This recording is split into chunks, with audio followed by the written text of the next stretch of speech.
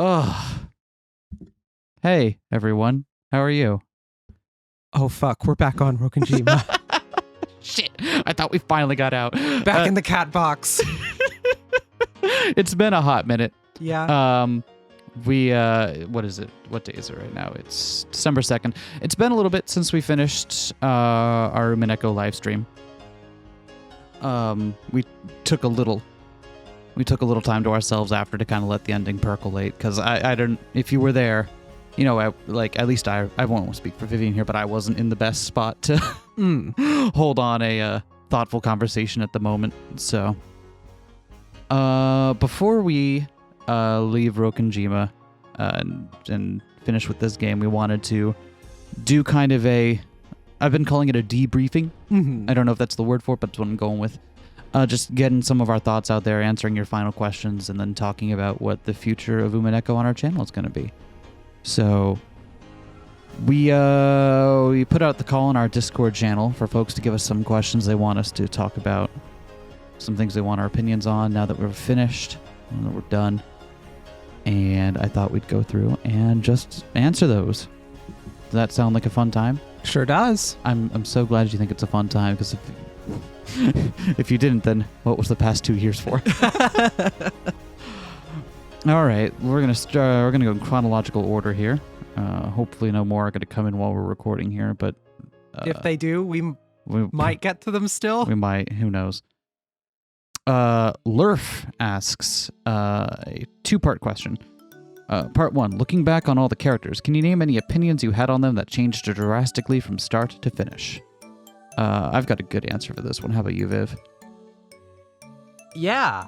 My opinions changed a lot on a lot of folks, so it's tough for me to narrow it down. Oh, yeah. For me, the biggest whiplash for me, actually happened right within episode 1.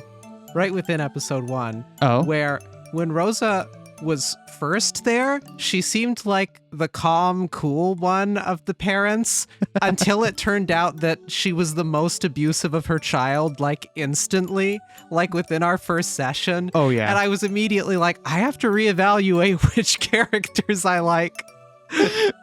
Oh, man. I know.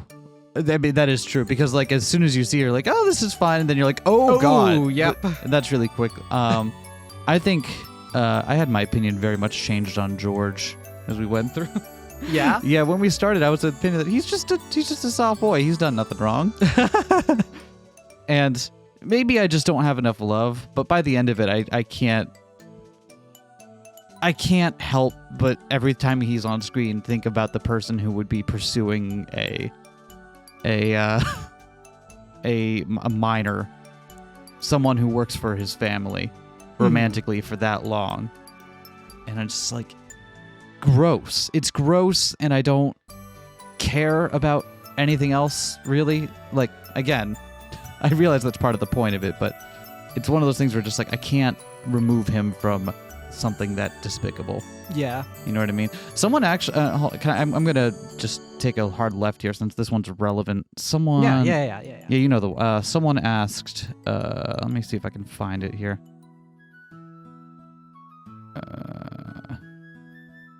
There we go. Darklight says, how do you feel about George when you hear that if Shannon came out of Strands, George would still propose to and marry them on the spot? So, I don't believe that, I guess. Or I'm gonna someone in the I can't find it now because it's way back in the Discord chat, but someone else in the Discord chat pointed out that like he might do that, but only because of his weird ideas about what it means to be a proper person, not because he necessarily believes or like would still love Sayo no matter what, but more that just he feels it's the right thing to do and it's more important, and that sense of propriety to him is more important than anything else. And that lens really like kind of informs how I look at George now, because it's just like, yeah, and he like even the good things he does because he thinks it's the right thing to do, not because he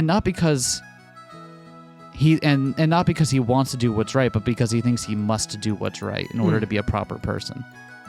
which is a weird distinction, I know, but it's like, I don't know. I don't like it. That's a lot of ink spilled over me not liking George. To give a serious answer, rather than a someone my opinion immediately 180'd on as soon as they showed up, I think the character my opinion changed on the most drastically would have to be Ava.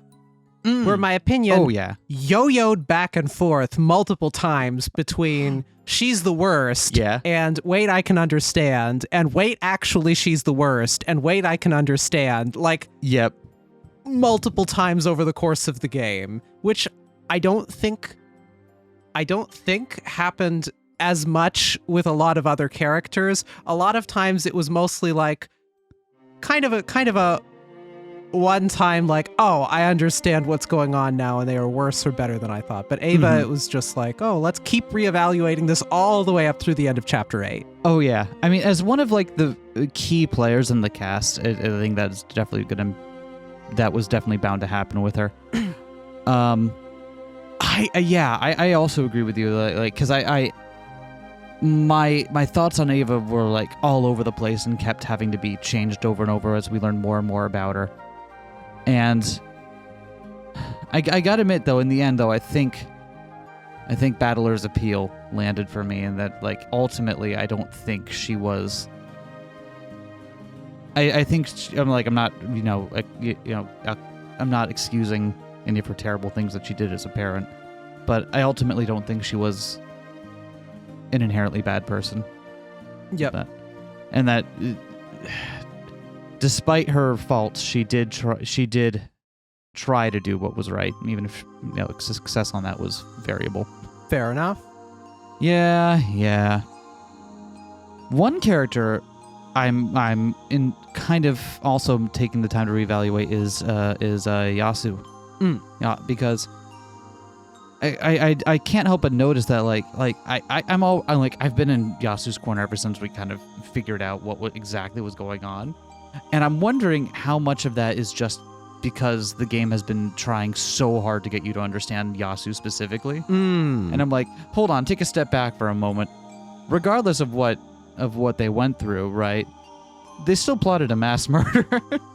Maybe I shouldn't be excusing that. Sometimes you have an off day. Yeah, you know how that goes.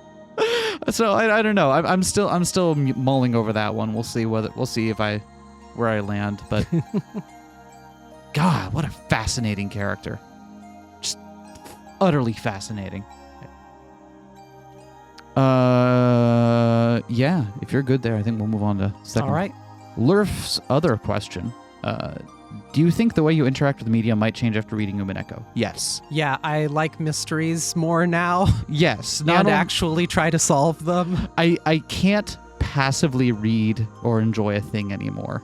I just physically can't. If you've been watching our playthrough of 9 Hours, 9 Persons, 9 Doors, for example, the Zero Escape game, we have been stopping very frequently to like suss stuff out and try to figure out details and solve the mystery of the game as we go along, which we don't need to do. We can get to the end of the game without having to do that. We could just sit back and if we wanted to, but I can't because brain rot got me. It's more like I can't. Not only can I not just abide sitting back and passively enjoying something now, it's like now there's a part of my brain that has been fully worked into gear that needs to keep looking through stuff, right? I'm like, thanks, Ryukishi. For me, mysteries as a genre hadn't super landed to me before. I had tried to read some mysteries and stuff and bounced off a lot of them. The ones that had landed for me were, of all things, and then there were none, which I read during a school thing when I was stuck in summer school back in high school and was like, wow, what the fuck? This one's actually good, unlike most of the shit I have to read for school. And then I found out the slightly, extremely problematic original title and contents and felt awkward about that. But regardless, that and the girl with the dragon tattoo, which is barely a mystery in that sense, like a whodunit. I remember that came up when we were on the When We Cry originally. Yeah. because like it is still a mystery novel, but it is very much more a thriller. Yeah. In the thriller, like there are very much two disciplines of mystery novels, like in like mass retail books, right? Like you have like the traditional mysteries, stuff that like you're meant to sit down and solve, and like stuff that would be categorized as a mystery. And then you have stuff that is like mystery adjacent action thrillers, stuff that could go in mystery or could go in thrillers or like stuff like where it's like, okay, yeah, there is a mystery here, but it is also more thrillery, and it's unclear what it really is meant to be. To finish my thought there, Sorry. I hadn't previously treated mysteries as a game of me versus the author in the way that Umineko had. And it just kind of read them passively and let the twists hit me as they went along and been like, oh, that's kind of cool. And after spending so long grinding my brain's gears about this, it's been molded into a new shape. And now mysteries are really fun. And it's like, how early can I catch these hints? How early can I figure out what's going on? What's the trick this time of the various stock tropes the genre has that I am now familiar with that might apply here? So who knows? I might find myself picking up mystery novels yet, especially now that it is safe to, because it's no longer going to spoil me on an Umineko twist. Speaking of spoiling an Umineko twist, and Then There Were None was one of the ones you had mentioned reading. Yeah. And one of the ones that I was told specifically not to read because it will spoil a particular, I think it was an EP1, takes cues from And Then There Were None. Yeah. Do you want to know? Yeah, do you want to know why? Do you care about spoilers for No, I'm not. Okay. I don't get me wrong. I do want to read some more mysteries now, but I'm not going to get to it anytime soon. Okay. Go ahead. Okay. I guess spoilers for a fucking 50-year-old book. Yeah, full spoilers for And Then There Were None and Umineko no Nakukoro ni start after the beep beep. Okay. So the shtick in it, the framing device, is basically the same as Umineko's framing device. Bunch of people get invited to this distant place, an island, I think. Yep. And when they are there, they find that their host is absent. Their anonymous host is absent. Okay. But they all get a poem. And then folks start dying in ways that correspond with lines of the poem. Are you kidding me? I'm not. And then it turns out that the way it happened, is later revealed at the end from a message drifting in the bottle from the perpetrator. And the perpetrator was someone who faked their own death as one of the ones according to the poem after the poem's first couple of deaths had been established, so they could get away with it and act freely while everyone thought they were dead. Oh, that's... And if I remember correctly... that's clever. Yep, If I remember correctly, it's even a situation where it ended... with the... Dr. Eggman voice, blow up the island. Oh, yeah. It even ended with the killer himself not living. His plan wasn't to survive. Okay. After faking his own death and using it to finish off the others, proceeds to write and send off his final confession and then go back and kill himself in a way matching the faked death, so that only those who find the bottle can know the truth of what happened there. Oh, that's commitment to the bitment. Yep. So you can see how this really heavily parallels Umineko. Wow. And the only reason that I didn't get most of this is because I completely forgot the plot of And Then There Were None. Mm-hmm. I completely forgot it until going on When We Cry, and then starting to think back about it and being like, what was that one Agatha Christie mystery that I read like 15 years ago and was interested in, and then starting to remember and then being like, holy fuck, the framing device is just Umineko. Umineko is just this book. Anyway. That's so funny, actually. Sorry for ranting about that for like 10 minutes. No, this is believe me, we are going to milk Umineko for content as long as we can. The people enjoy it. one other thing actually that changed after reading Umineko is not just like having a more analytical mind for wanting to figure out mysteries and twists and stuff, but that also you can't neglect the heart.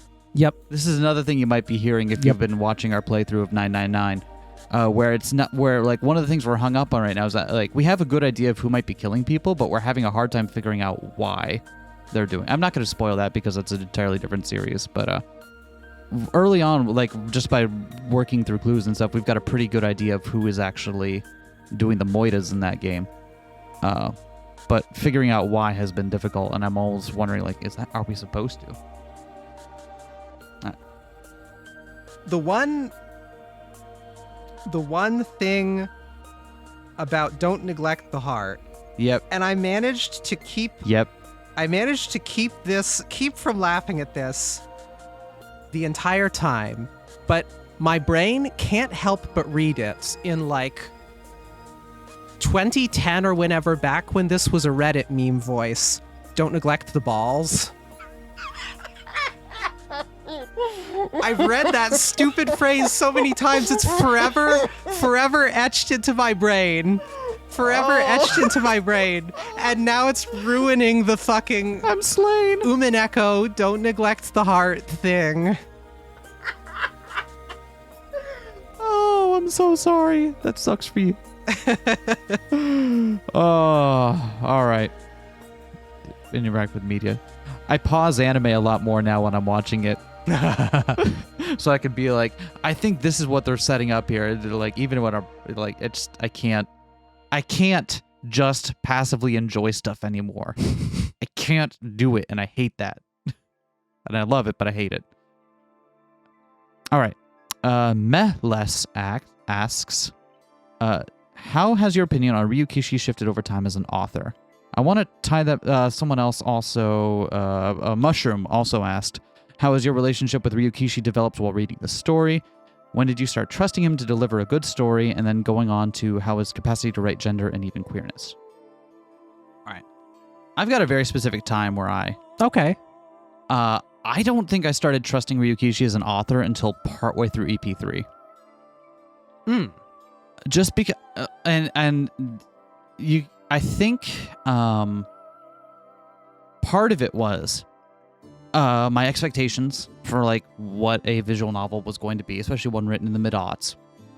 And the fact that on our initial live stream of it, one of the first things that happens is Battler going all grabby, right? That mentally set expectations for me for a very long time. And it wasn't until I started seeing the whole shape of what it was trying to build, and I think I first started seeing glimpses of that in EP3, where I really stopped and had to reevaluate my opinion of Ryukishi as an author. Up until that point, I fully admit, like I was having a little fun with it, but I wasn't like, I still wasn't fully sold. Which is a hell of a thing to say, that I didn't get sold until like after 200,000 words into it. But you know what? Still impressive patience, impressive level of, give it a go. Yeah, I mean, folks were enjoying it. I was I was enjoying it. Here, let me be clear. I was enjoying it. I didn't think it worthy of thinking about. Does that make sense? Yeah. Okay. It wasn't until EP3, about partway through that, when I finally kind of trusted Ryukishi to tell a compelling mystery. I didn't trust him to write about gender until much, much further down the road, which is one of the reasons I kind of mentally resisted the idea that, this could be what the twist is. Because you had Shannon Canon Theory on lock for a very long time. And we even talked ourselves out of it at one point. Yeah. Because it just didn't match up with what we were reading. But you had that on lock for a while, and I didn't want to believe it because I didn't think that a broadly popular visual novel written in the mid-late aughts could write a good trans character. Fair enough. I did not believe that. And so I guess I was a late convert to that as well. It almost up until the moment we started getting the duel scene and stuff where I'm like, he really is gonna, huh? He's really gonna. All right. How about you? How's your relationship with Ryukishi? Well, let's see. I'll start with the how has your opinion shifted over time. For me, I'd say the big shift with Umineko, my situation's a bit different here because I had read some of Higurashi and seen all of the Higurashi and Higurashi adjacent anime. So I had some background in Ryukishi and the sorts of stories he writes and so on. Sure. And the thing that got me was that Umineko is frequently poignant and touching and deep in a way that my experience with Higurashi didn't seem to be. I came into it expecting a good story, but I didn't come into it expecting the level of story and exploration of the characters and fucking meaning of human life and how we relate with one another and the harm caused by cycles of familial abuse and all of the shit that we got. And so that was the sort of thing that I didn't expect going into it, and we fucking got. So that was cool. That was cool. In terms of trusting his capacity to write gender and even queerness, my answer is going to be a stupid one. I immediately assumed that somehow or other he would get it right because, like, 100% of the fans that I know are queer or trans. Oh. And it's just like, okay, this meta knowledge tells me that one way or another, it's gonna get gay, and it's gonna be handled in a way that was at least okay enough for people to be fine with it. It wouldn't have such fervent queer supporters if it hadn't been at least good or okay. Like I know queer people who enjoy stuff like Steins Gate. I do as well. You don't see people flocking to be like, oh, you got to read this. You know, it's different. Yeah. So for me, it was mostly like, okay, it's gonna get there. When is the other shoe gonna drop? When is it gonna get gay or gendery or whatever it gets? And then eventually it did, and I was like, oh, okay, yeah, it did. That checks out. No notes. I think that's about all I got there. All right. Next, Gabrielio asks, what elements, big or small, would you have liked to be different? And someone also, Darklight also asks, anything you would change about Umineko? All right. So, would have been different? What would I change? I've got one very silly thing I would want to change. Yeah? One very silly thing. Yeah? I wish the music looped properly. It is so, as someone who pays attention to the music a lot, it takes me out of the scene to have, it just do, the fade out and then start back up, you're listening to a track on a CD on repeat, as opposed to having, the properly done where it's got its intro, then it's got its part that it loops, and then it fades out. But I realize that is a very petty thing to ask, especially if something that I think was still a Dojin game, right? Mm-hmm. But that's what I would change. I'd pay someone hey, here's the salary for a couple weeks or whatever. Make this work on this game, please. Thanks, bud. How about you? You got anything? Make original sprites default on all platforms. Oh yeah.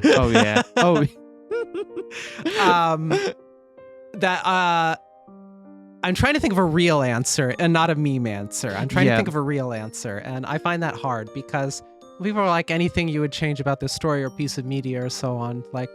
I'm not an author, much less the author. I don't know. How could I say I'd do something better than they did? Right?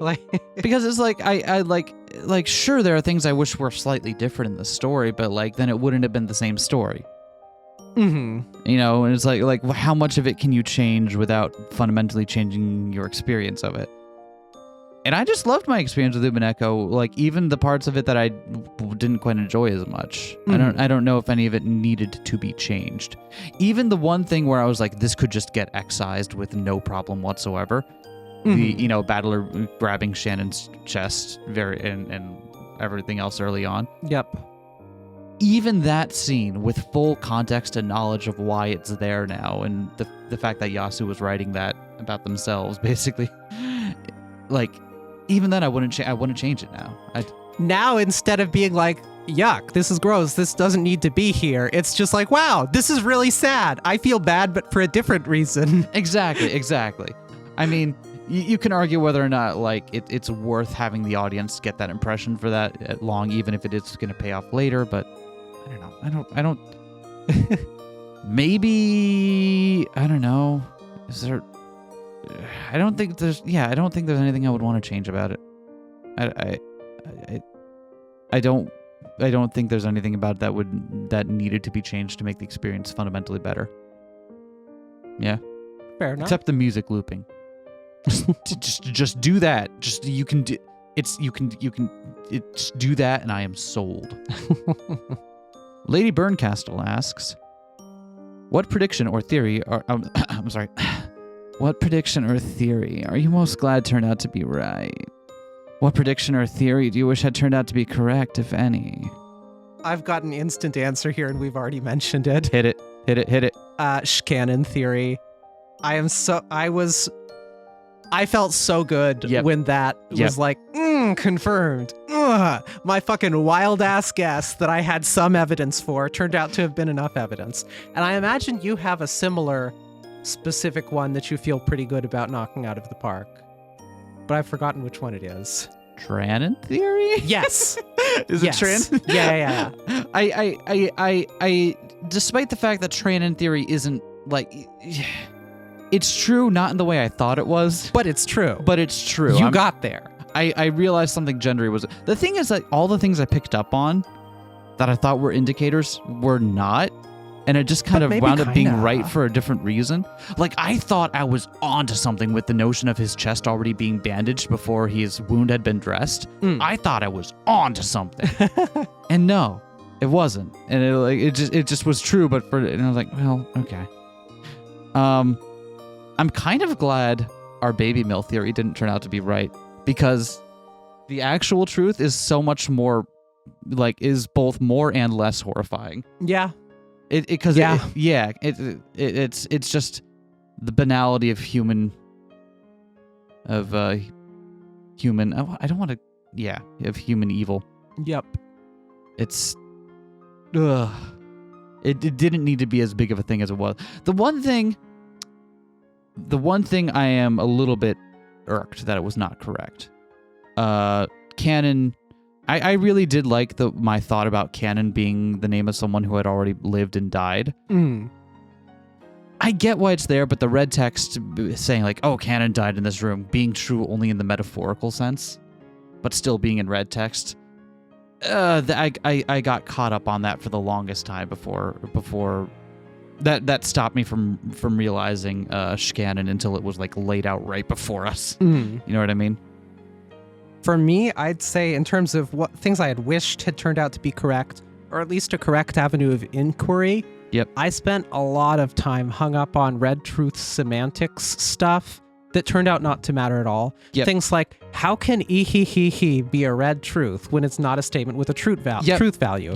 Yep. How can you are incompetent when it's an opinion? Although that one turned out to be true, probably in retrospect. But all those number of little things where it's like, wow, it seems like this couldn't, literally speaking, be a true statement. So what is the true nature of the red truth? Probably looking into that will get us some answers. And it didn't. It was a dead end, and I was barking up the wrong tree. So I feel silly about that, and I wish there had been I wish that either I had caught it or that there had been something there. It's I still don't quite get how he is a red truth, but whatever. I think it's maybe maybe it's more you can't speak falsehood, Yeah. I guess. It doesn't actually matter, so Yeah, fuck it doesn't wind up mattering in the end, so I mean that's fine. Unless it does, and there is some level of understanding I have yet to reach that I'll find out on my 5th rereading. Oh no, please, no. We'll get there. Volition New Love asks, what do you think is the most underrated or understated part of these games? I feel like that's 2 different questions. I feel like that. Yeah. Well, most underrated part of this game. I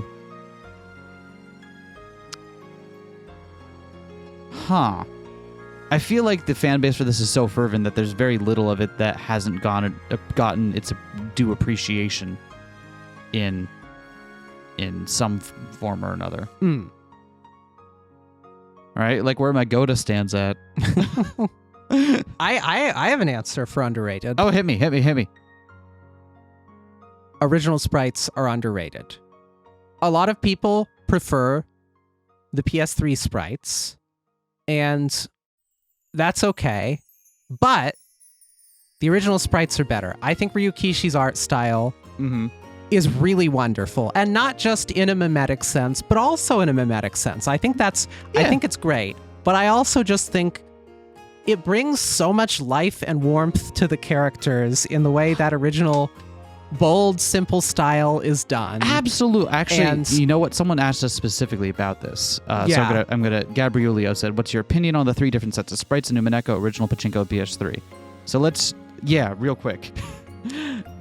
So, in order: original, then manga, then PS3, then Pachinko. That doesn't count. The manga art is also legitimately great due to all of the amazing murder faces and off-model face distortion stuff going on that can't be captured in a visual novel sprite context. I feel like that accomplishes some of those in a really cool way that makes it worth appreciating the manga character art. But I just really think original art, you've gotta. Do people not? Is that not the general opinion that the original art is like the way to go? I think a lot of people prefer PS3 sprites. I think a lot of people prefer original. I don't think too many prefer Pachinko sprites. You don't like all the characters when they have fucking helium balloons attached to their chests? But tell me how Shannon flattens that to become canon now. Come on. Anyway, I think original sprites are underrated. Yeah, I'll go with that too then, because I very much enjoy the original sprites. I think the PS3 sprites are very capable and are very good representations of the characters, and I like the CGs that come with the PS3 version of the game. I think those are perfectly enjoyable and a great way of doing them. I think the originals have a much more of a charm and personal nature to them that you can't really capture otherwise. Like, the PS3 ones are very good and they're lovingly done, but they are also very professional. And the original ones just have this, like, charm to them. And no other game is just, like, looks like that. There's a bunch of other games that will look like PS3 Umineko. No other game, except, ones by RO7, look like Umineko original sprites. And I think that is more valuable than people give it credit for. Rad. Understated. Coming back. Yeah. I have an answer for that, but I'll let you go first if you have one. No. Go ahead. I didn't have one ready to go. For me, the big one was the tragedy of it all, which seems silly in retrospect. Like, wow, what a sad fucking game. But at the beginning, when you're first going through this, it does a lot of things, and a lot of them either seem, kind of lighthearted and funny when it starts, and then progressively more horrifying and scary and murdery and mysterious and thought-provoking as it goes on. And then when you go back in retrospect on your second read, which I started reading the manga, it's just like, holy shit, so many of these scenes are just heartbreakingly sad in a way that is not clear on first read, but it's all there in this really understated, subtle way. Mm-hmm. And you're just like, oh, wow. Oh, that hurts. You enjoy Umineko 2.0? Yeah. I think that's impressive, because you can't do that if you didn't think it through really thoroughly to make that land. That's hard to do, to write something that is understated enough to not catch on the first read, and then on the second read, though, it's all there enough to hit you like a fucking hammer blow. Oh, that is true. I would also say that I think the horror of the game becomes gradually more and more understated as the game goes on, because it's very easy to kind of lose track, like by the time we're on the 6th game board, right? Yep. It's very easy to lose track of the fact that this is someone's family being murdered over and over again. Despite how the game reminds you of it all the time, you're just like, let's get to the murders. Let's see how they're going to do it this time. Yeah. Which.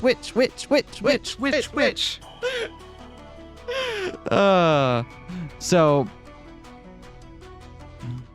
I guess that's my answer for that one. I don't have a very good one, I'm sorry. That's all things I have in my thought brain. Kirain asks, what do you think about how the concepts of truth are explored in Umineko? What do you think golden truth is? I don't remember the context where the golden truth was used. It was Battler. Yeah, Battler shows up, and where's the first one that gets used? Where's the first one? Is it the one where he just used it to say Fiat, Grandpa's dead? Oh yeah, I guarantee that this is the corpse of Kinzo Ushiromiya. Huh. It's weird, right? Because I don't. To take the second question first, I still don't fully understand like what is meant to be shown that way, because it's not the red truth. It's not a truth given by the game and found out and given by the game master. It's something asserted with outside knowledge, but is nonetheless true. I guess functionally that's what it is. I don't know. I admit that like that particular thing has not been where most of my post-game thoughts have been going to yet. That's still a little nugget of fun stuff I have to untuck later. Untucking a nugget. That's what I just... I don't have an amazing answer about golden truth, but I think the exploration of the concepts of truth is really interesting, because I think that it is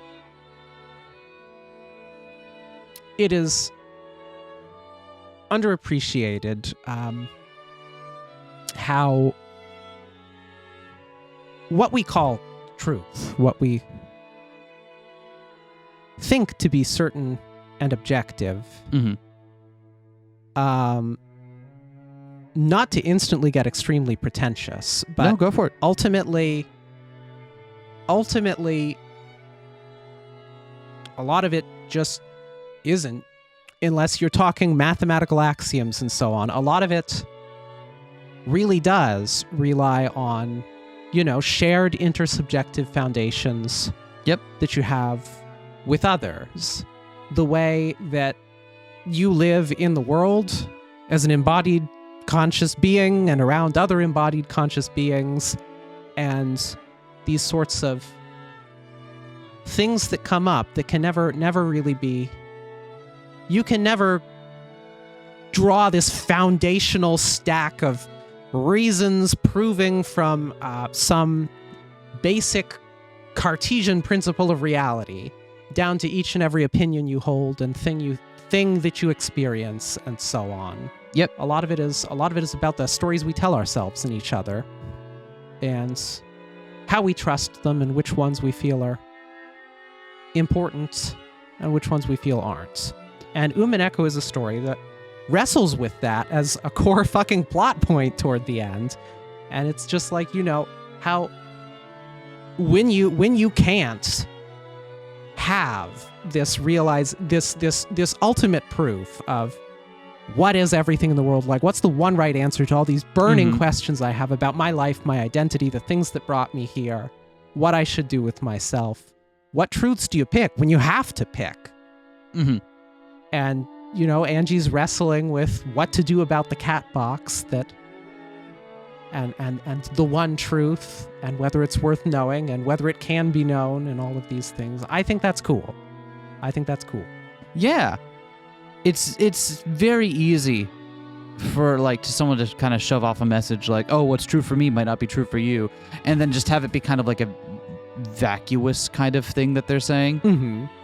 And I think it's very admirable the way that Umineko does grapple with that fundamental leap of faith that we have to make. It turns the metaphorical leap of faith, right, that we have to do in order to just be a person in the world and start accepting things. Because if you don't, then you're just going to be paralyzed forever because you won't know what to try.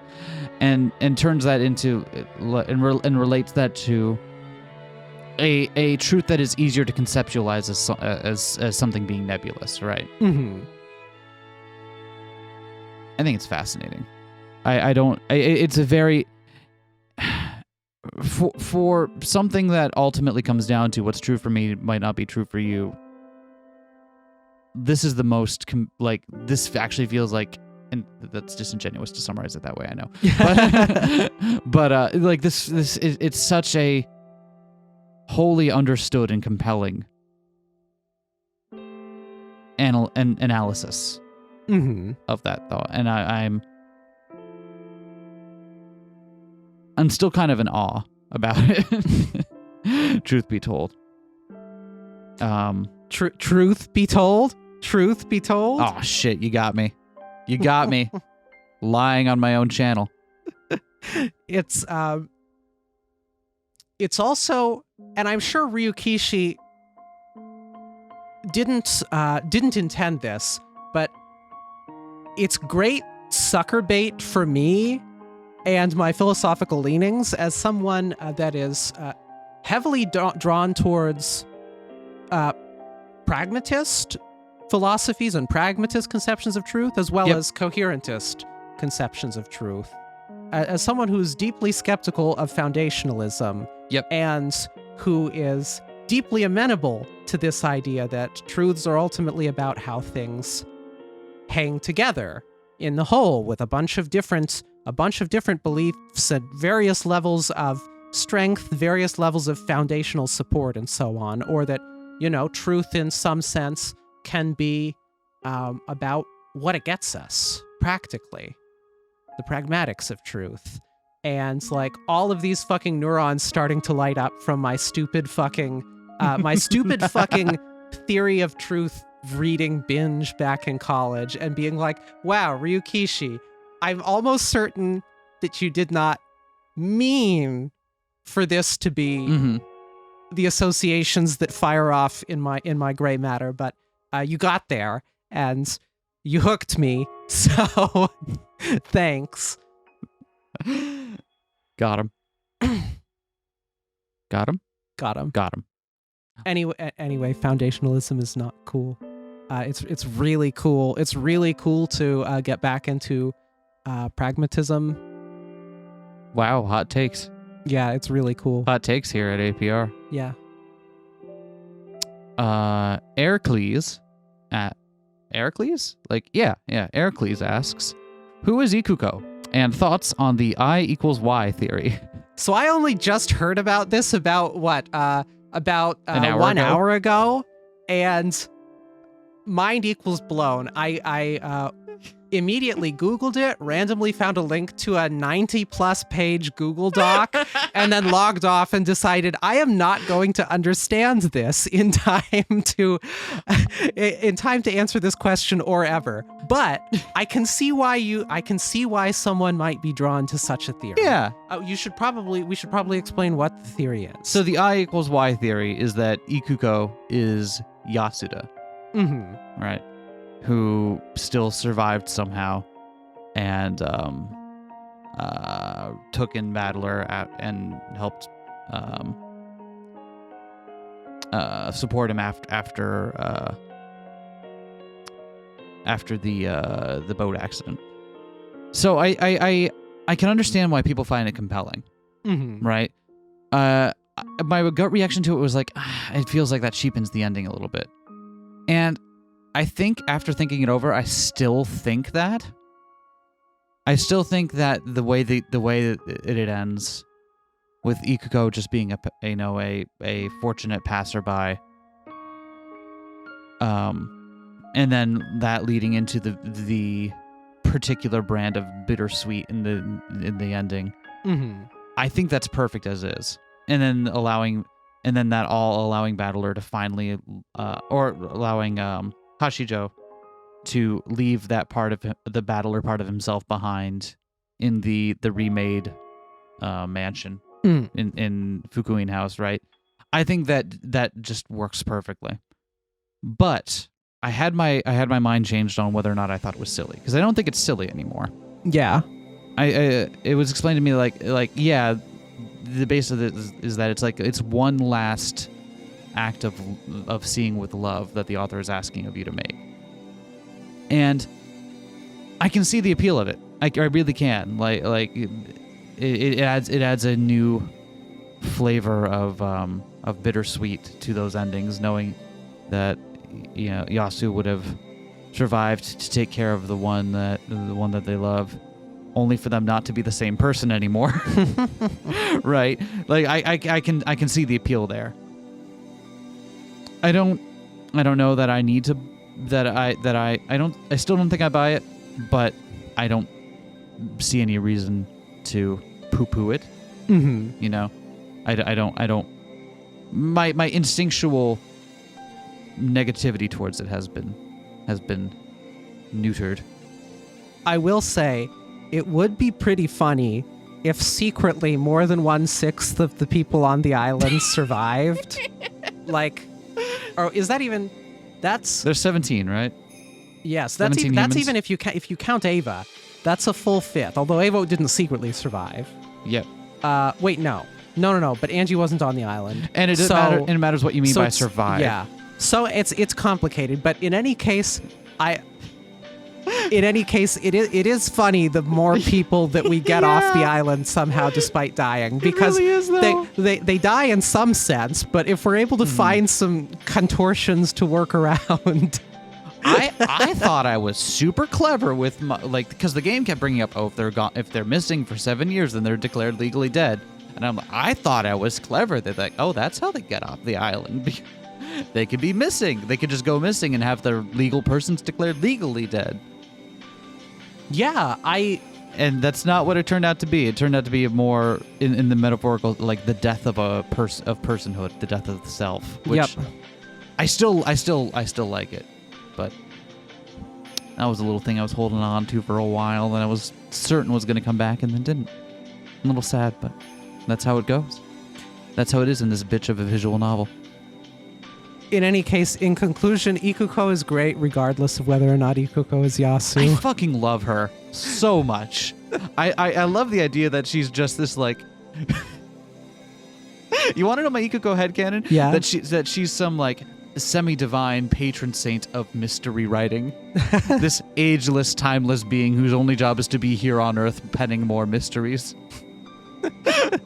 Imagine, you think I'm 18, do you? the fucking Ikuko bitch, you said what face? Oh man, she's my favorite. Yeah. Yeah. It a lot of competition, but I think she's my favorite. I see. Yeah. Lulu asks us, so what happened to Maria's rose in episode 1? This has been she handed the wrapper to George to put on it, right? Mm-hmm. I think George just broke the rose by accident and didn't want to fess up to it. I mean, but she sees the rose with the wrapper on it. Oh, she does? Okay, never mind. That's not it. Yeah. I don't know. The thing...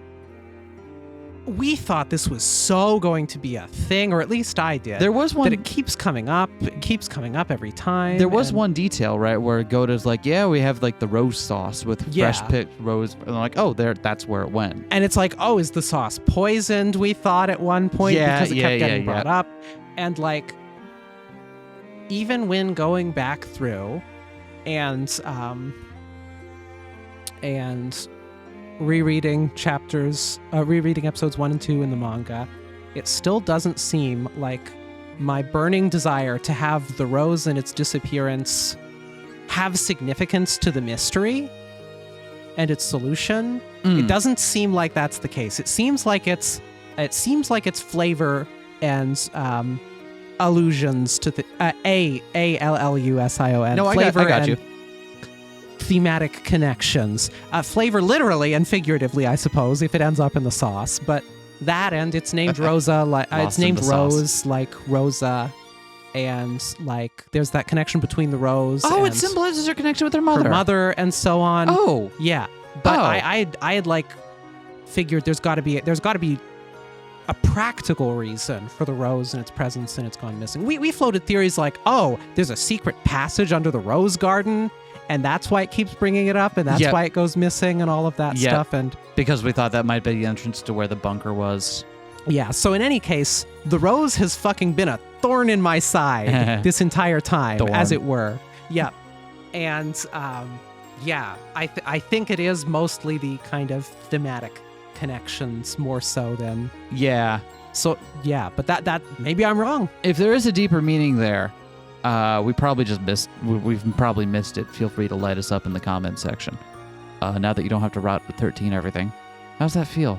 How's that feel not having to rot 13 everything you put down there? Thank you all for doing that for so long. It means a lot to us. Out of spite, I'm going to start rot 13ing everything I say. Please. Even if it's not a spoiler. Please don't. This is worse than your Tokipona face. I'm going to learn to speak rot 13. I hate it here. The only victim of all this is me. Lady Burncastle asks, what is your interpretation of the final question of Umineko and its meaning for the story as a whole? Final question. I did ask for clarity on this, and it's the trigger magic question. Yes. I think it's Umineko. It's weird because like in a game that ostensibly doesn't have any choices about it, right? I think it's finally asking you like the most important question of it all at the end, like, do you have enough love to see things as magic, or is this all still just a trick to you? After laying out the most compelling case it can make, do you still buy what it's selling? Mm-hmm. That is almost word for word what I was going to say. And because of that, it feels like there's a right answer. And the right answer is the magic answer. The right answer that gives you the longer ending and the it feels like that's fundamentally the question of can you see this story with love? Can you not neglect the heart? Yep. Can you see Umineko in this way that Battler has been trying to get Angie to see Rokenjima and the Catbox mystery and her missing family and all of that? Mm-hmm. That seems to be like what ties it all up. Can you get the point? On one hand, I like it because at the very end it's finally giving the player some agency. On the other hand, you're just gonna pick both endings because you want to see them both. It's the one time where Umineko is very good about rewarding you for interacting with it in a way, and this is the one, and I get why it's done there, but it's the one time where I felt like it just, I get what they're going for, but like you're gonna pick both endings as you want to see. I don't see that as a huge maybe negative. Cheapens it a little bit. Yeah, I feel like I am glad though that there is. I am glad there is something there for the hardened skeptic in all of us, the Erica in all of us, the detective in all of us that, can't see it with love. That still can't take all of this and kind of getting a little taste of what does where does that view lead you? Even if a minimal one at the very end, in the context of a choice where you're clearly going to do both, and clearly it's going to be the magic answer that's the one that hits you. But I'm glad the even trick after ending all was there that, too. if that's still how you think, this is the ending you deserve. Muscle Elf asks us, what characters did you enjoy voicing the most? Oh yeah. Hold on, there's one that I want to add on to that. Lady Burncastle also asks, are there any voices you wish you would have done differently? Also, is there any character you'd wish you'd given the incomprehensible voice to instead of Nanjo? Or in addition to Nanjo? Who wants to go first? I'm sure we both Go have ahead. a lot of good Go answers. Go ahead. So. Enjoyed voicing the most. I would say almost certainly Beatrice. But Lambda Delta, after I picked up being Lambda, is a close second. Mm-hmm. Because, I don't know, we here are notable fans of horrible women. Yep. And 8PR fans of horrible women. That is our slogan. Yep. And I think it's really fun play acting the villain and like hamming it up. It's also fun being zany and silly and hamming that up. And I don't know. I wish that with Beato I had been able to lean into it and make it more over the top. After having gone back and hearing what the voice acting was like, mm-hmm. and being like, okay, like I stand by where I got to, but I could have Yeah, because you went a very much more like a like very still the Beato, at least her voice actress as we hear in like the anime, which is the only one I'm familiar with off the top of my head. Mm-hmm. Is very hammy, yeah, right? But still, and is very like, but has that very low. I want to say sultry, but I don't know if that's the right word for it. Tone of voice, and very mocking. And it's like, yeah, and I think you got at part of that, and mm-hmm. I like the version of the character that you had, where it's still where the mockery and like the antagonism was much more understated, but still very present. Mm-hmm. But yeah, anyway, it's between those two, and it's between being the big villain on the one hand in Beato's case, and being a gay little weirdo who is a lesser villain in Lambda's case. So, and it's tough to say who wins out, but I think it's Beato. Yeah. My favorite. I think there's gonna be no surprise here. Yeah? Yeah. My favorite voice was Perudo motherfucking Erica. Yeah? Yeah, you don't say. And I really want to thank the stream chat when we started Answer Arcs for guiding me in the right direction there. And it changed a little bit from what it originally began, but like having that very scratchy, very snivelly, and very self-important voice, I think was perfect. Mm-hmm. For our version of the character. I've heard her how she's voiced in the game, and like that's how she was gonna be voiced. Like she's still like a little snooty, and she's got, but I really like the very particular, only can get it at 8PR flavor of Erica. Mm-hmm. And I think it captured her ratness perfectly. And then when we first heard what her actual voice was supposed to be, like, it was like, what the fuck? What the fuck is this? Second most, I think, Battler. So the Battler's voice went through a lot of changes because he started out as like cool guy voice, but that one wound up going to like Amakusa later on, and it slowly morphed into like, hey, Goofus Maloofus voice. Yeah. Which I stand by that decision. Yeah.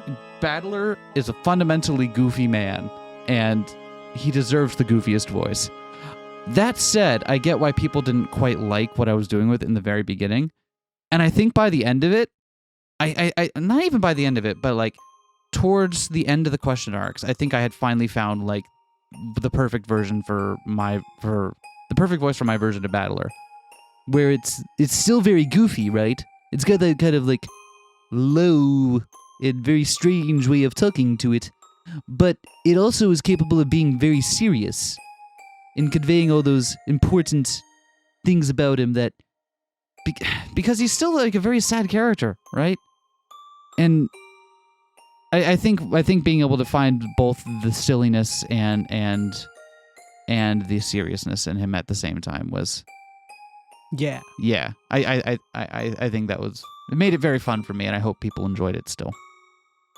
Any voices I would have done differently? I probably would have given like Ronove and Genji something different other than just they speak very low. Because it turns out that's a bitch to edit and post, because speaking very low does not come out very loudly and audibly, and it really fucks with the voice processing afterwards, because I have to go down so far to make sure I catch it and bring it back up. How about you? I have one obvious choice for a voice I would have done differently in retrospect. Yeah? So, you know me. I love giving people stupid meme voices. Yeah, of course. Especially people who are going to be a random side character who it doesn't matter. Yeah. Unfortunately, when we were doing chapter 1, I thought Shannon was going to be that. And I gave Shannon a fucking stupid, ridiculous voice as though she smoked 10 packs a day. And she died immediately, and I assumed she would just be a random side character that, you know, it wouldn't matter in any way. Real 8PR fans remember chain smoking Shannon. And then chapter 2 hits, and Shannon is extremely important all of a sudden, and I'm like, oh shit, I gotta reevaluate everything I think I know about this character and this voice I gave her, because I threw a dart at the dartboard, and I just didn't even hit the dartboard there. Not to mention that one was murder on your throat. Oh yeah, that hurt like fuck. Yeah. It's also why I changed Erica voice around, because it's just like, it's physically painful. Any character you wish you given the incomprehensible voice to instead of or in addition to Naja? Nah. Naja's perfect. It's all about the jowl. I don't see anyone else with his prodigious jowls, do you? I don't know, maybe if Zepar had prodigious jowls, I would have given them. But no, just Naja. And I will brook no argument. I think everyone is in unanimous agreement that Nanjo's voice was perfect and comprehensible. No complaints. No one has any complaints about Nanjo. I do think it's a fun mental exercise, and this can be your take-home assignment for this episode. Thinking about which Umineko characters wouldn't it be really funny if their voice was replaced with just an incomprehensible mumbled garble? Because it's really hard to think of one. Right? Like I'm sure there are some, but like off the top of my head, you know. All in all, I think we did a good... There's a lot of characters in Umineko. I think we did a good job divvying them up so we wouldn't have to talk to ourselves as much as possible. Yeah. And still making everyone as distinct as possible. I know there are people who just kind of listen to it rather than read it, and Umineko doesn't have like attribution in its lines a lot of the time. So I hope maybe someone can speak to how well that worked for them. But yeah. No. The only people that get in the incomprehensible voice are people with jowls. I think I also used it for what's his fucking name from Ace Attorney? Mia's boss. Can't remember his name. Yeah. What's his name? Yeah, that guy. Yeah, because I use it for him too, because he's got jowls. And I'm like, yeah, that's perfect. All right. Lady Burncastle again asks. Actually, you know what? Before I do that, I would have done Burn voice different. Yeah? Yeah. I kind of like where it landed with her, but I feel like it doesn't stand out enough. Also, it was one of the voices that was like impossible to mix well, because it's so much softer than any of the other voices. So,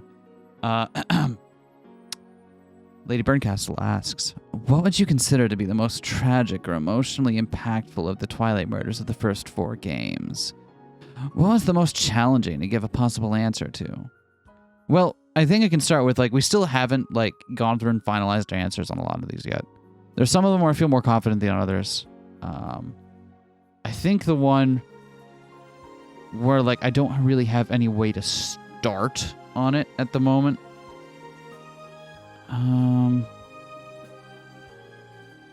Someone I don't...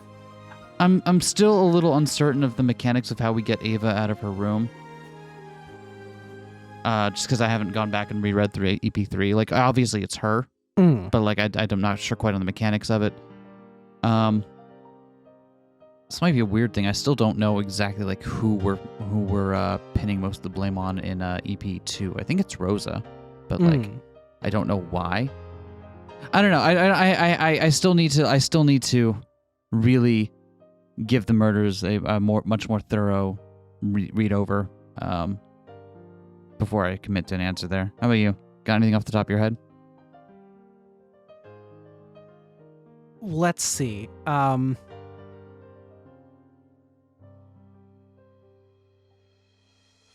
start with tragic or emotionally impactful. Yeah. I will start with that. And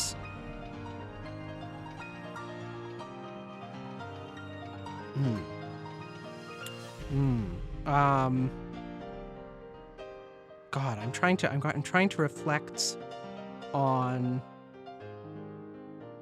which ones really hit me.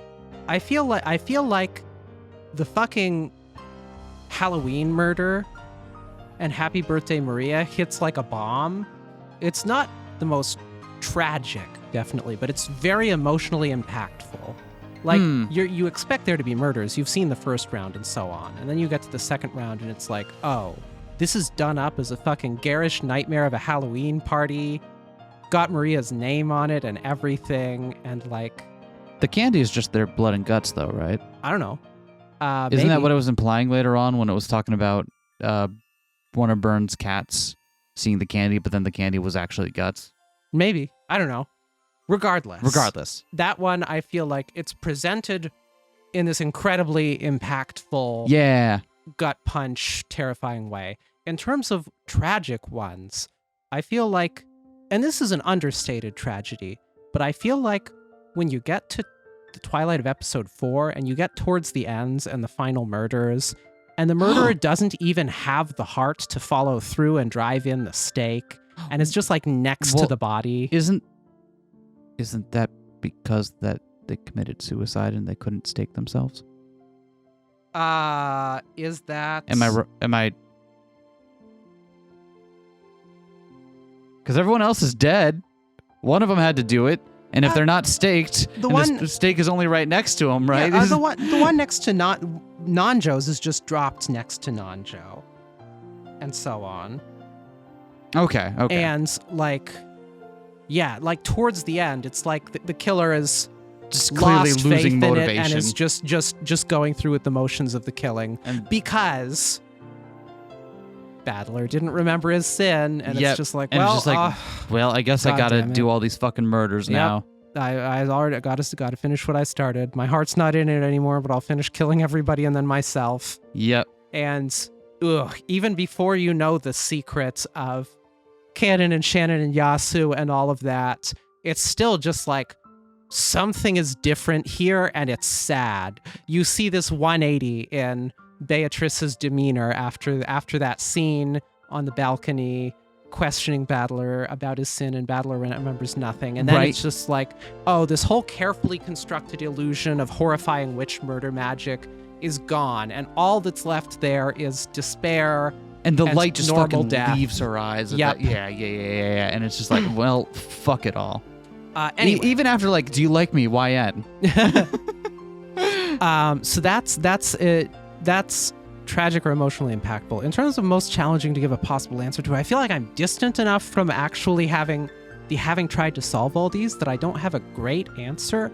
But I feel like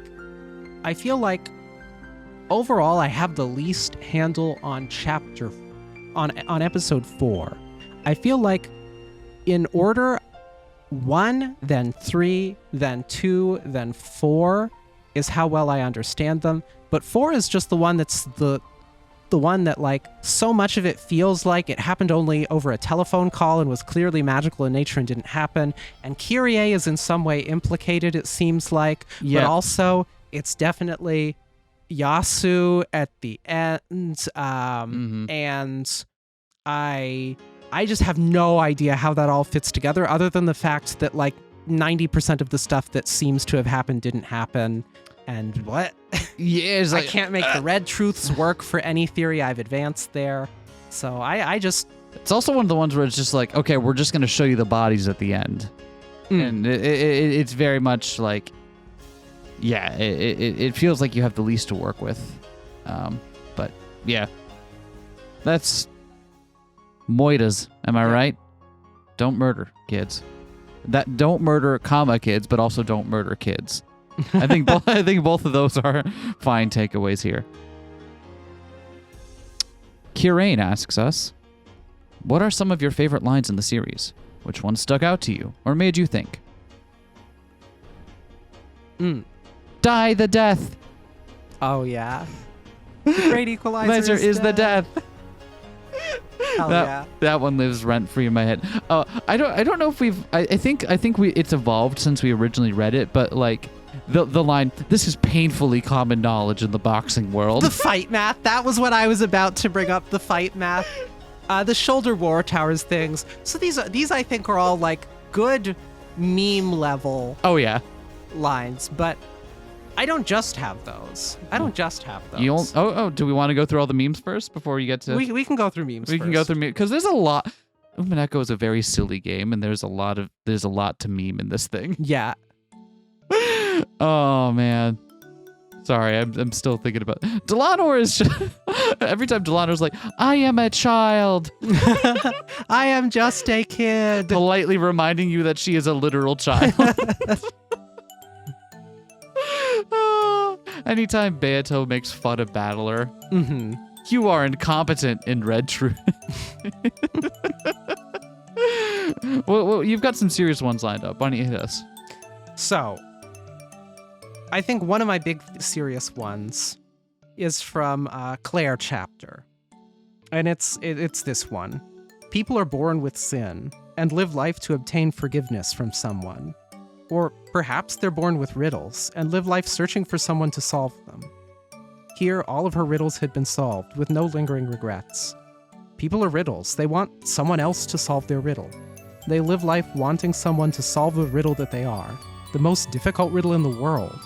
They want someone to look at the riddle that they are, and they want that person to solve it.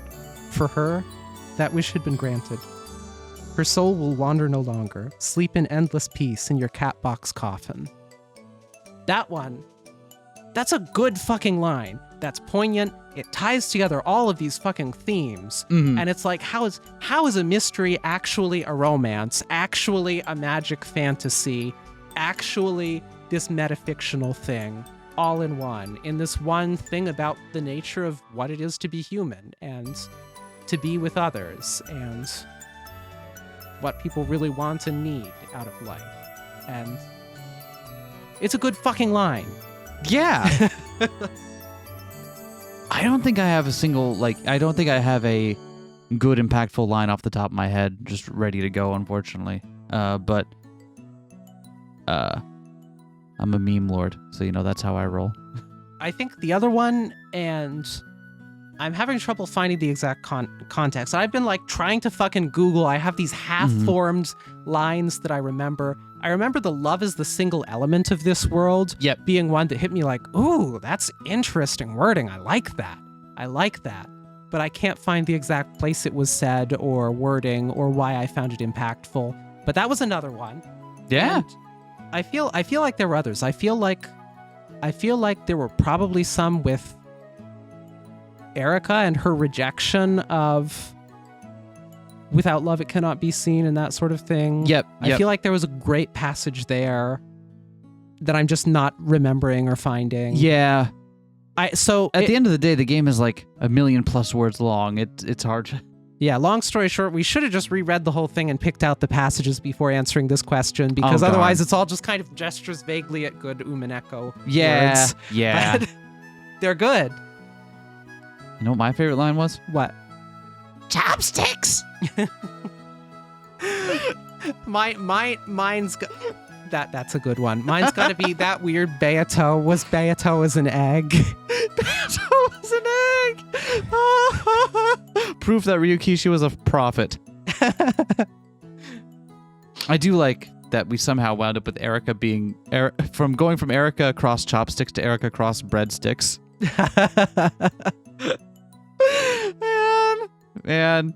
Can I do just a quick sidebar? I like the weird playthrough specific lore we came up with as we were going along. I hope people enjoyed our little ad libs and stuff we added on, and I hope it gave it a something unique to our playthrough, something you can't find anywhere else. Unless you can, in which case, worried.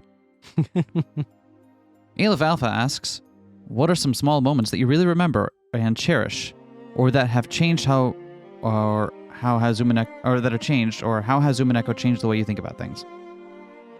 We talked about kind of how Umineko changed the way we engage with media and stuff earlier. Absolutely. Some small moments that you really remember and cherish. I don't know how much of it came through on the stream, but the moment when future Hashijo sprite showed up after decades later. And I don't know if the stream caught it or not, but I had to duck away for a good while. I'm a sucker for very like understated, poignant moments, and just having a sprite appear on screen that says so much in that single moment is just that moment sticks with me and will stick with me for a very, very long time. How about you? I feel like basically the entirety of that end of chapter 8 is just a series of those moments, so I'll try not to give any of those. I think that one that sticks with me is when we finally get into Kyrie's obsession and dedication and like sociopathy and how far she was willing to go for Rudolph is just like, ooh. Oh. that's one where it's like you've developed this character for some time, and finally there's this moment of realization and payoff and recognition that's really something. That's one. I think the Oh, I Am One Yet Many stuff with Claire, when that story first starts kicking off and we start getting Yasuda Sayo's life backstory is another key moment for me, and finally being able to look at it from the other side of the chessboard and see how Sayo was thinking and what the 1,000 years of torments that brought forth the witch Beatrice were, and how all of these identities and different people and so on are and are not the same as Sayo. And yeah, that's another good one. Basically all of Sayo's internal struggles throughout. Oh yeah. As a running theme. Yeah, I'm just rambling at this point. I think there are a lot of good little moments, and a lot of them are character focused. There are a lot of moments where you just like hit them and you see a character a different way. Ava's fucking backstory in chapter 3 is another where it's just like, oh, you finally understand why she became this callous person who is willing to fucking do anything to get the headship. And that it's not just because that's who she is, it's because of how she's been fucking mistreated and all of this, and yet at the same time it doesn't excuse it and all of that. That's another good one. So in a broad sense, I think all of those character moments where your investment in the characters pay off and you finally start to see them in a different light. Oh, yeah.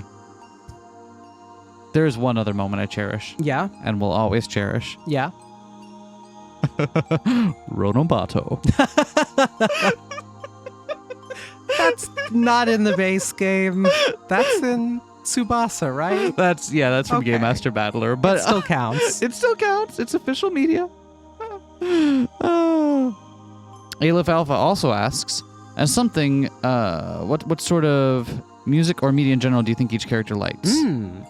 Oh, this is fun. Yeah. This is fun. Because this takes place in like the 80s, right? Hear me out. I really think Rudolph is gonna be a rock person. Yeah. He's gonna be into prog probably.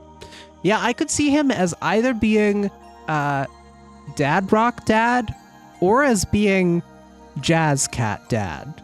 Because he does have like the sharp suit and slicked back hair. I could see him and Kyrie hanging out at the seedy jazz club after hours and being like, oh, hey, my wife and I saw you across the bar.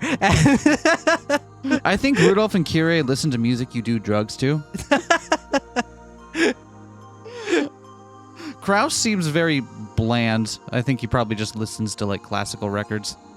And not classical records are bland? Wow. I was about to clarify, not interesting ones. Yeah, I could see Kraus as being the kind of person who listens to classical records because he thinks they make you smart and important, and not because he actually understands and cares about them. Absolutely.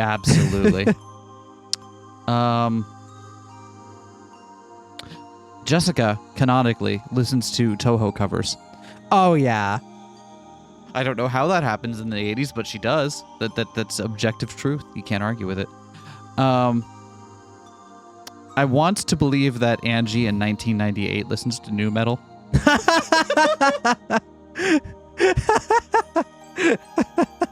You can't convince me she didn't have a phase. A couple years later, she's listening to Linkin Park, being like, I really identify with this. One step closer to the edge of the building. Oh, it's mean. I'm trying to think. Do I have any others that immediately fucking not Natsuhi is the kind of person who listens to church songs when at home and it's not Sunday. Yeah, absolutely. She seems like she doesn't know how to have joy with those kinds of things, if I'm honest. Who listens to city pop? Who's our Hideyoshi?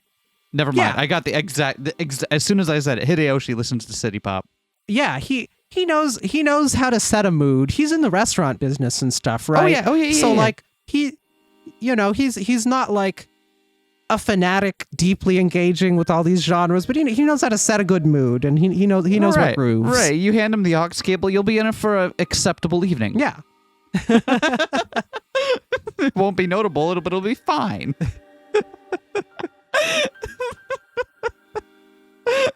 Zepar and Furfur only listen to gender trash music from the future.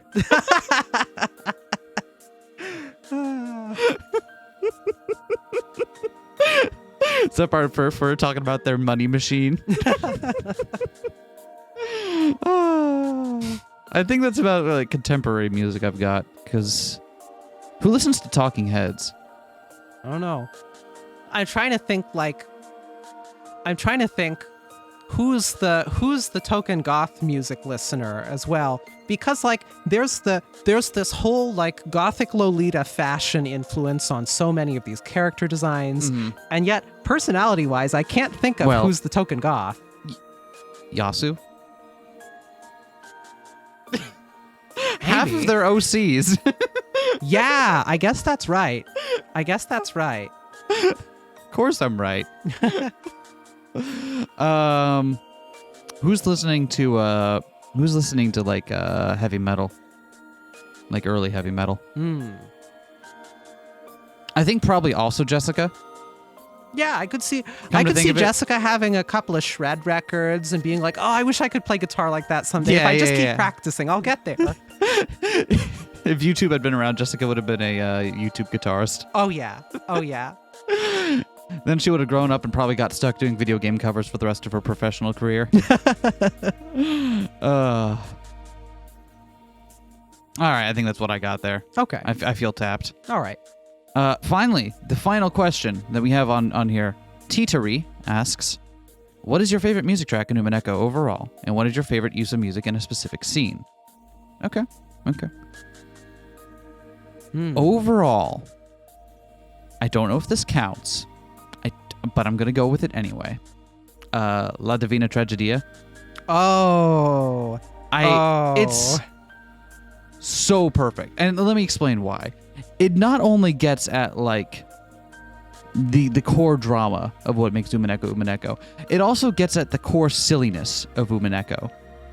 Jamong's singing on that is perfect. It is hammy, it is overdone, it is operatic, and it's just like it's utterly serious and also like almost too expressive. And if that doesn't sum up Umineko, then I don't know what does. If you want the actual game itself, it's probably going to be one of the ZTS tracks, because I'm a sucker for that kind of thing. Dream End Discharger, probably. My one core moral failing as an Umineko fan, I love the ZTS tracks, but I can't off the top of my head tell you which one is which. I also like this one is in ZTS, but Patchwork Chimera. I think that one was 45. And Totenbloom. Those are both great ones. Those are both great ones. Yeah. I feel like for me, a key music moment is episode 2, the fucking Rosa and Maria versus the goats scene at the end of the chapter. Yep. World End Dominator kicks in. The crowning moment of badass as Rosa is fighting off the goats to save her daughter with a gold brick in one hand and a gun in the other. That is a hype fucking moment, and the music works really well. And I feel like that was the moment that really sold me on the like hard trance ZTS tracks thematic appropriateness for this game. And that was just good sound design. Oh yeah. I really like I believe it's Hope is the Die theme, the do do do do do do do do do do do do. Yeah, I think that's maybe like my favorite leitmotif that shows up. Can I do a sidebar on Umineko music real quick? Yeah. I'm torn on whether or not I think Umineko has one of the best OSTs ever. Yeah. I think every individual track in isolation is pretty fucking incredible, and all of them work in their scenes very well. But as an overall OST, it kind of lacks cohesion. You know what I mean? Mm-hmm. Because it's done by like a bunch of different composers, all of whom are working on their own. So like you don't have stuff like overall leitmotifs or like themes that develop between more than say like 2 or 3 pieces. Mm-hmm. And certainly not between different composers. It makes the entire thing feel very strangely disconnected, even if in isolation every single track is a bop. Mm-hmm. So I don't know. That's my question for you. Like, is it fair to say Umineko has a great OST, even if the soundtrack as a unit isn't necessarily as strong as the parts that make it up? That's my question for you. Yeah, I feel like I'm in a similar zone where, in terms of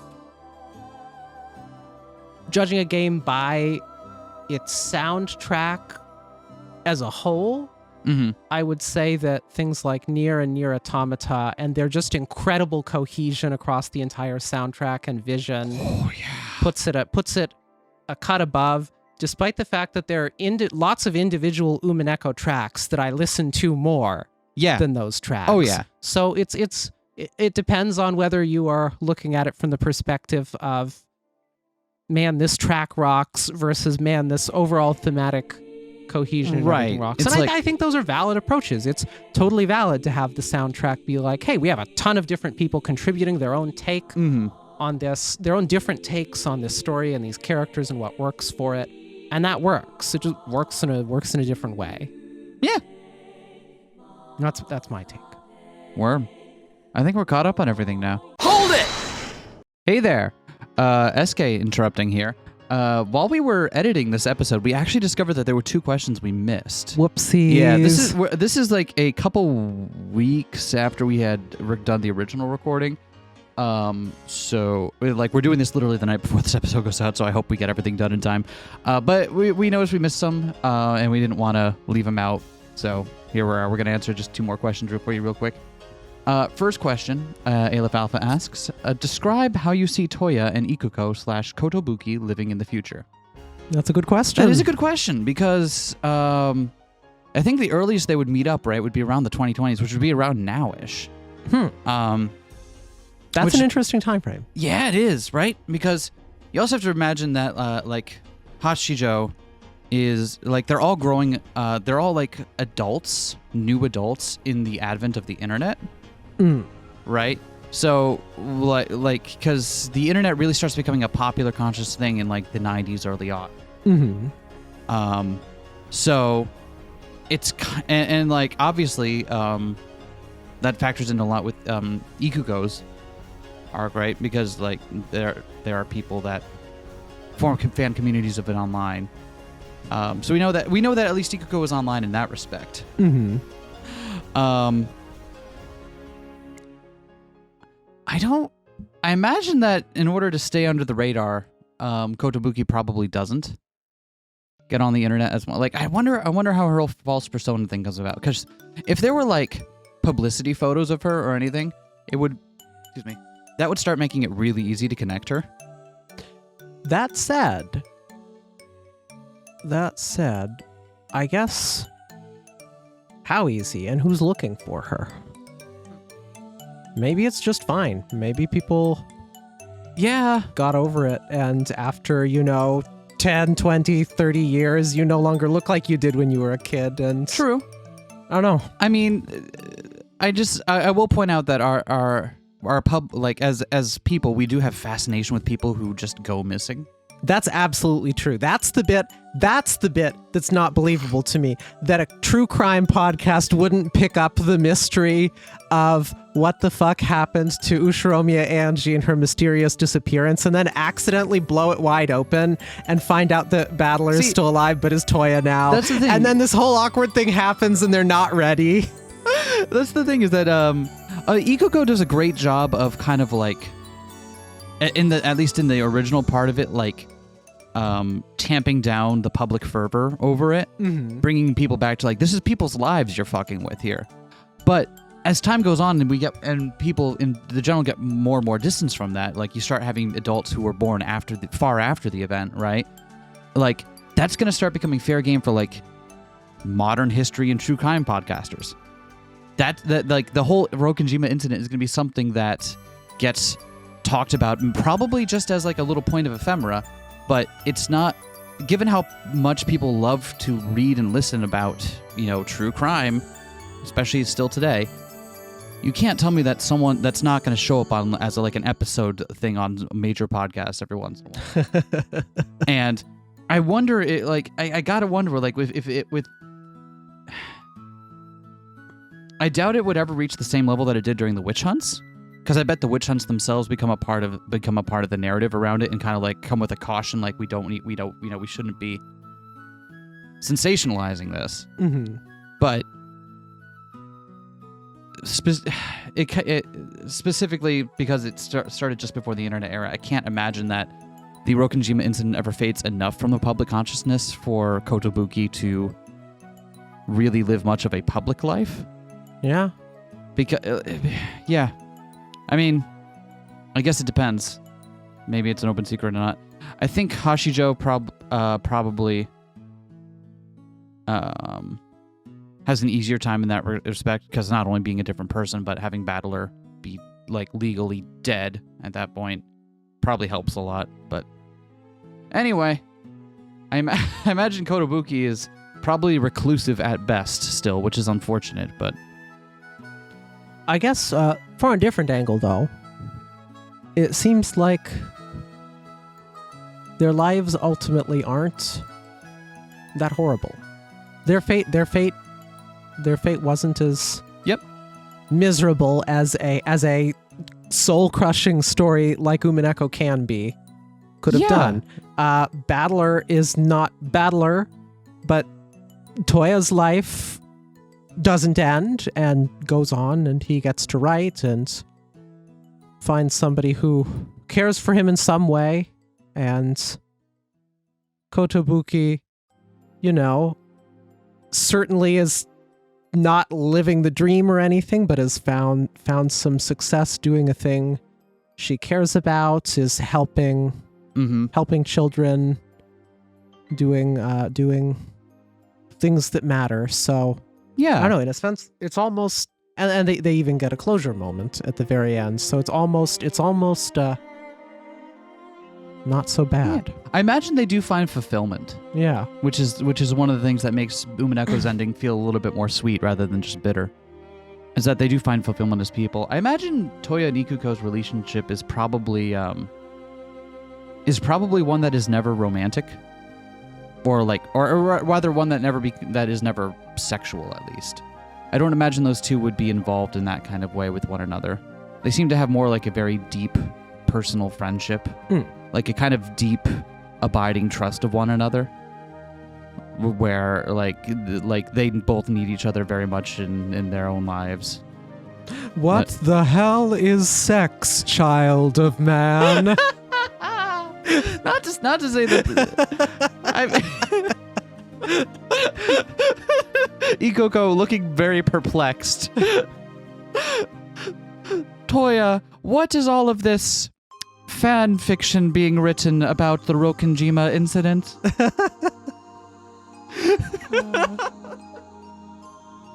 Oh no.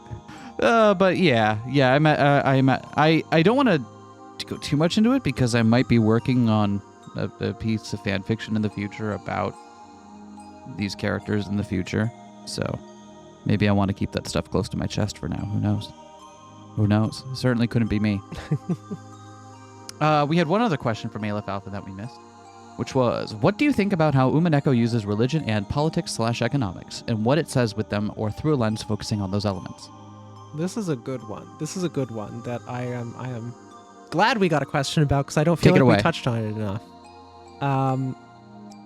I think it's really telling the time period it's set in, where it's set in an era of opulence right before a big economic crash, with reverberating consequences for lots of everyday people in Japan lasting through to the present day.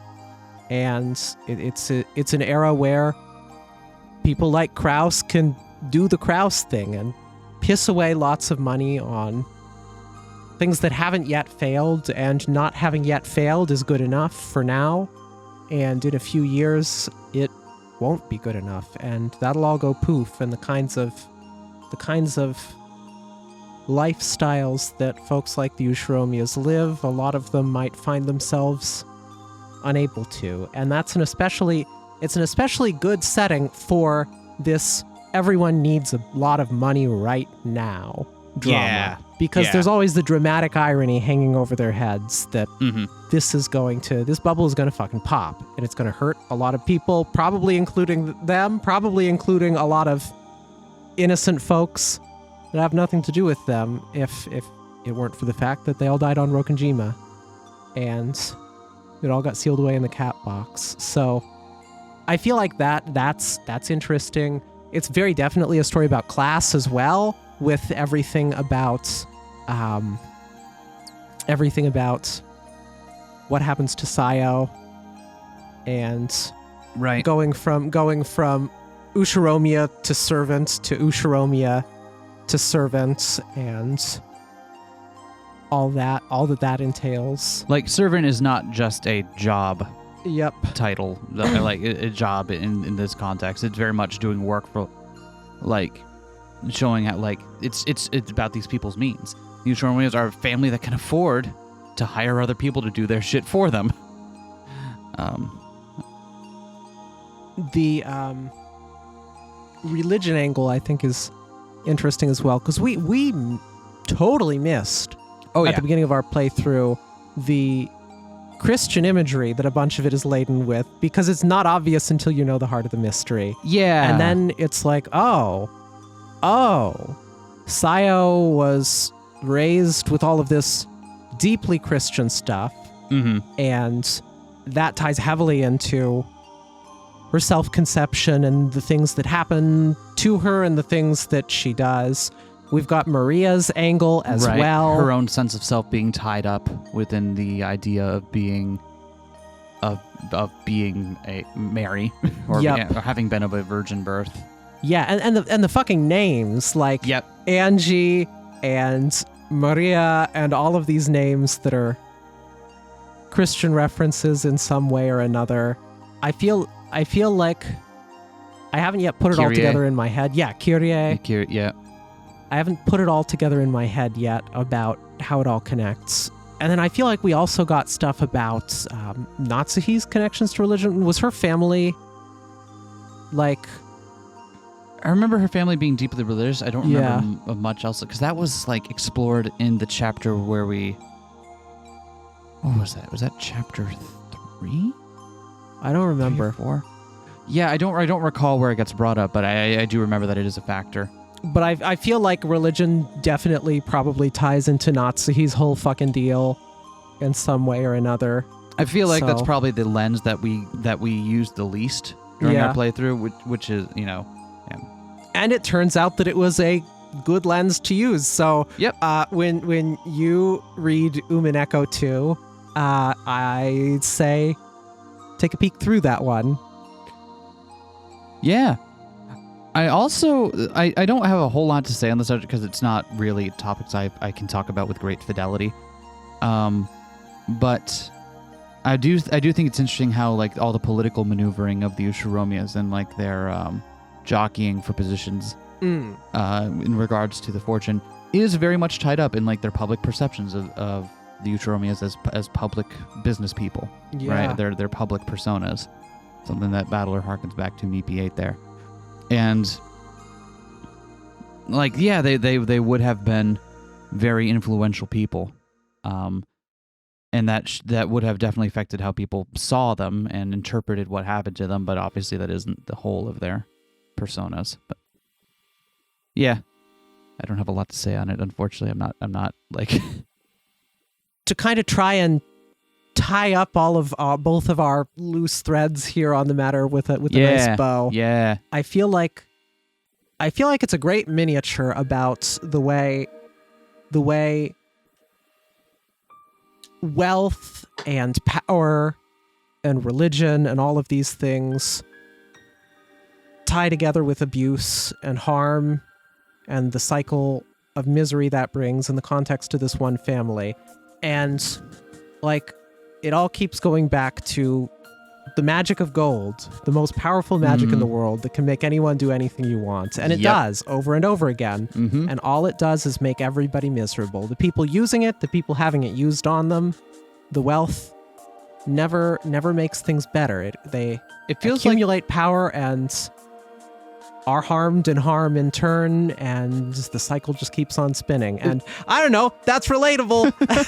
In retrospect, it feels almost too heavy-handed that the gold is Nazi gold. That all the family have like specifically German names, right? Like, but also, like, how didn't that occur to me? How didn't I? I mean, we had the guess? threads of it where we were talking about Beato being Italian and how that would have factored into World War II. Yeah, like we had the threads of it. We just didn't follow it through. But regardless, I guess I'm ending on regardless. Damn. That was a lot of questions you all asked us. We talked for an hour and a half on just stuff you asked us. I think that's pretty rad.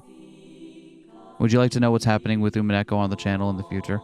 Whoa, what's happening with Umineko on the channel in the future? I want to know. 7 in general. All right. So, because I'm sure people will want to know, we are obviously not done with R07 on the channel.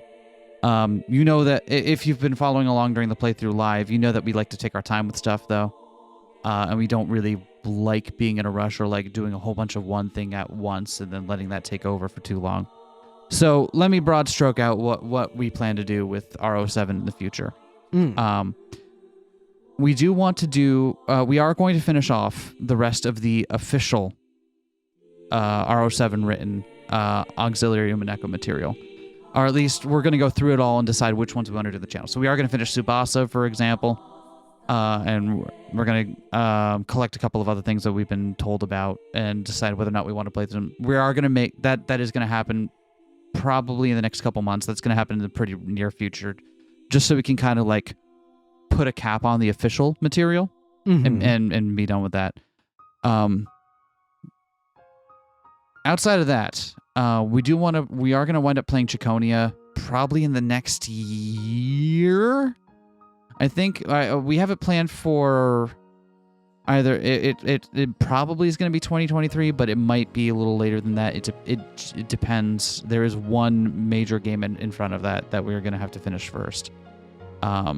But Chiconia will be coming, and that'll be happening before we do Higurashi. Higurashi's going to happen, but don't hold your breath for it. It's going to be very far in the future. Yeah, I think the big factor that puts it farther off is that it's like Umineko, going to be a huge high scale undertaking. Yeah. And we don't want to start doing it if we can't follow through. And if we're just banging out these stories in the RO7 canon one after another and not taking a break, we're not going to do them justice. So, we need time, and we'll probably, I imagine when we do get around to Higurashi, probably break it up into a couple of segments to make it manageable and make sure we give it its due. But we'll get there. That about sums up my feelings on it. Like, and I mentioned this during our break announcement in the middle of Umineko, but just like, I get burnt out on doing this stuff for that long without a break, and I also don't want to dilute how much we enjoy it. So, the reason that we want to do Chiconia relatively sooner is because obviously that one is still in the process of being released. Knock on wood. And it would be nice to be caught up with that whenever the second one happens to drop. There are some Umineko fan games that I'm interested in looking at.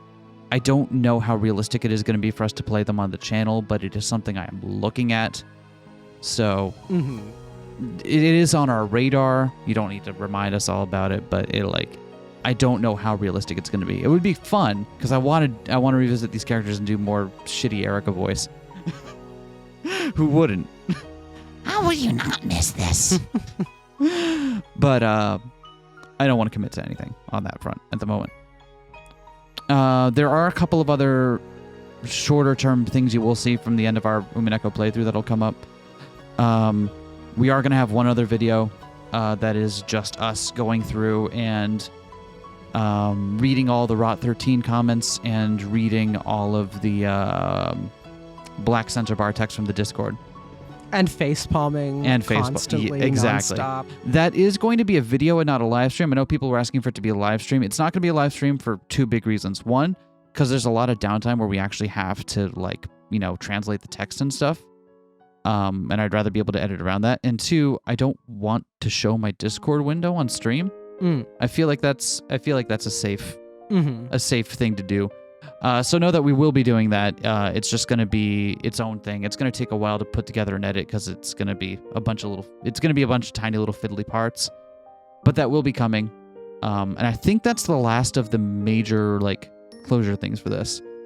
I don't want to preclude us doing something else talking about Umineko in the future, but I think that's the only other major video I have planned post Umineko.